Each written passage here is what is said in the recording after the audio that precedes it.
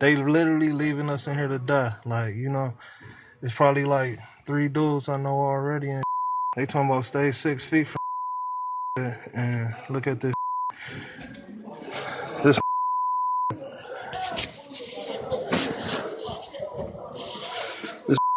here dying from corona. They got this in my room and got this sick. And then it's like they got these there. They not taking them out until they die. You know? Let me see you, bro. Boy dying, bro. That was a video that went viral from an inmate who apparently smuggled a cell phone into a prison. Happens all the time, right? That was from federal prison in Ohio, demonstrating some of the what's taking place inside and what the conditions are like. And we know this is a problem. We've all been told to social distance, but it's hard to do when you're in prison or in jail. Right now, one of the worst hotspots for the coronavirus in the nation is in Cook County, Chicago, in the Cook County Jail. Our sister network, Newsy, takes a look at what's happening there.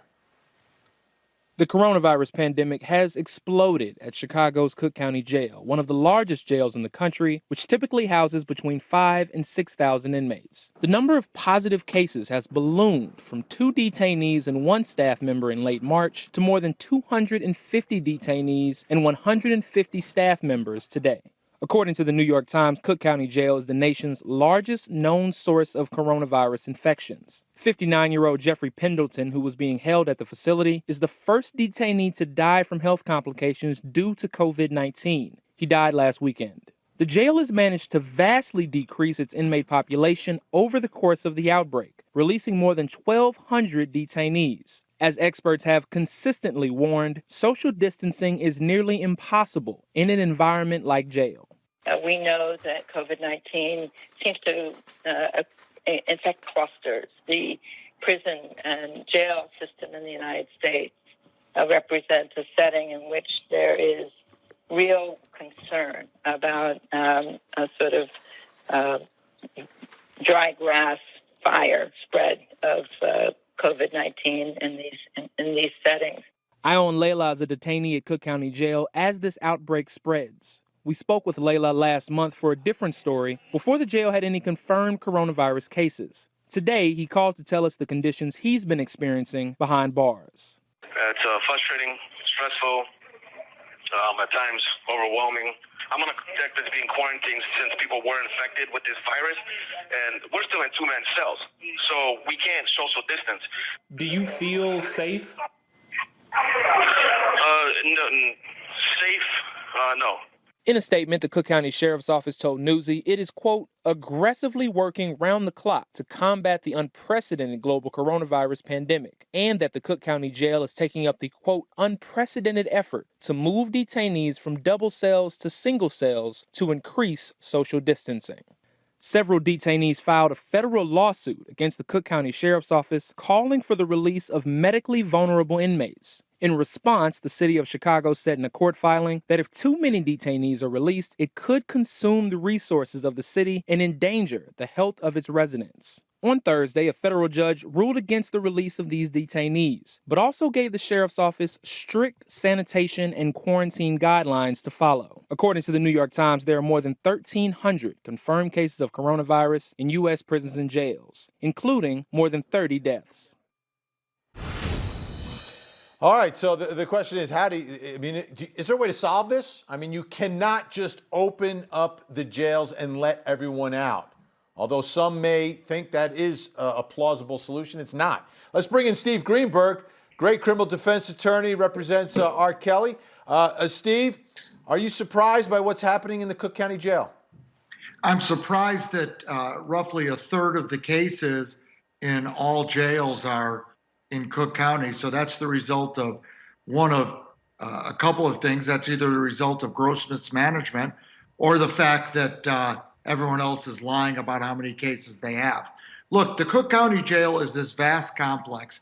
It's got 5 or 6 different divisions that are active now. It used to have 14 divisions, and the inmates have a day room, which is just like you see on TV, kind of a big room with tables, and then it's surrounded by cells.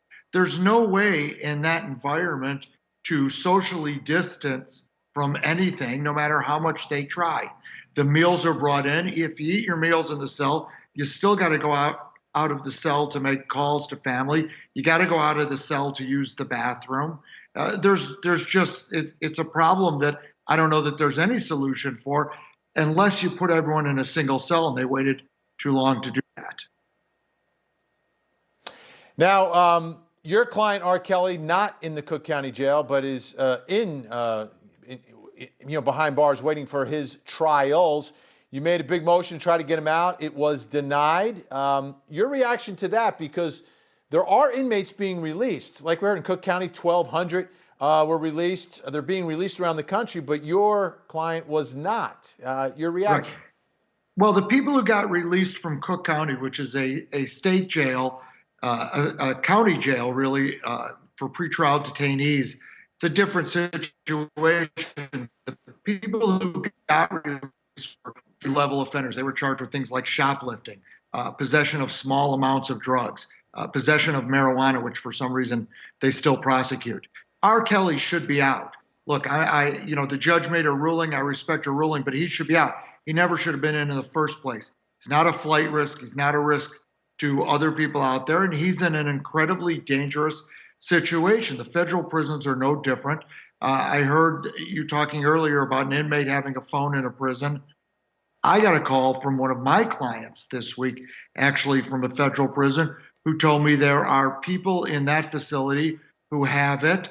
They don't have test kits. They aren't taking the proper measures. And the Bureau of Prisons website was listing 0 inmates at that facility at that time having COVID-19. Any jail is a dangerous place, and anyone who is not charged with a serious violent felony, like a murder, like maybe a violent crime like an armed robbery or something, I think should be released. They should be putting them on electronic monitoring bracelets and letting them out. The people haven't been found guilty of anything, and their health is just important as my health or anyone else's health. I want to switch topics here. We covered the Harvey Weinstein trial in depth here on Court TV, and we know he's got some charges pending in Los Angeles. There have been some additional charges there. His publicist reacting to that. Let's take a listen.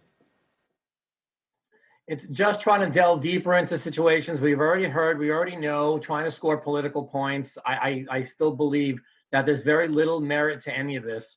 And by the cases that they announced today, the new charges, and then one other person's dropping out. Right now, during this period, also in LA, where the courts are closed, they're doing this. She's just trying to create news, feeling no one's reporting on anything else but coronavirus and Harvey Weinstein. Why not? All right, Steve, are you as cynical as his publicist is, that they're doing this for headlines, or do they have accusers that are coming forward and they have actual evidence? Isn't that the way it works? Well, I think that it's probably a combination. What concerns me is when you've got these cases and you've got a case being brought with a couple of people who claim to be victims long after an event occurred, and then the case is amended, it's recharged, and people are dropping off, like he said, and other people are being added to the case. I don't frankly understand the point of why California is going after Harvey Weinstein. He's got a substantial sentence in New York. They're going to appeal that sentence, let that process play out. There's no reason to go through another trial. There's no reason to do it to him. There's no reason to do it to these people if they're really victims. So I think to some extent, it's just someone trying to get sort of their bite of Harvey Weinstein when they don't really need to. It's overkill. Well, I don't believe in free crime, so I'm with the prosecution on this one, Steve. But we'll agree to disagree on it. That's fine. But prosecutions prosecutions take resources. Prosecutions have consequences, not just for defendants, but for other people. And at some point, you have to make a decision. Is it really worth it at this point in time, especially where, given the statutes of limitations, they can bring these charges later on? Gotcha. I got it. I'm still going to disagree with you, Steve. Sorry, not going to agree with you Not tonight. surprising. But have a great week. Have a great weekend. Appreciate your time. You too. Stay well.